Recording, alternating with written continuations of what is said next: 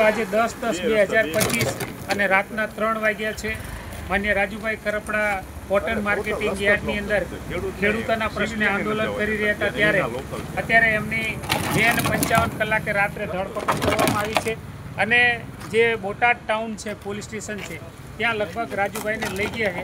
અહીંયા સમર્થકો સાથે અમે કઈ ચોકડી છે ગણેશ ચોકડી ચામુંડા ચોકડી ઉપર થઈને અમે જ્યારે ત્યાં જઈ રહ્યા છીએ ત્યારે એ લોકોને અહીંથી પોલીસવાળા કોઈને જવા દેતા નથી। અહીંયા તમે જોશો કે મોટો કાફલો અહીંયા ઊભો છે, સામાન્ય માણસોને પણ અંદર પ્રવેશ કરવા દેતા નથી અને પોલીસ એકદમ તાનાશાહી કરી રહી છે। કોઈ પણ માણસને બોટાદની અંદર પ્રવેશ કરવા દેતા નથી। અહીંયા મોટો પોલીસનો કાફલો છે। હમણાં એક એમ્બ્યુલન્સ પણ હતી તો ખૂબ વિનંતી કરી ત્યારે માંડ એમ્બ્યુલન્સને પણ જવા દીધી। આવી રીતે પોલીસ તાનાશાહી કરી રહી છે।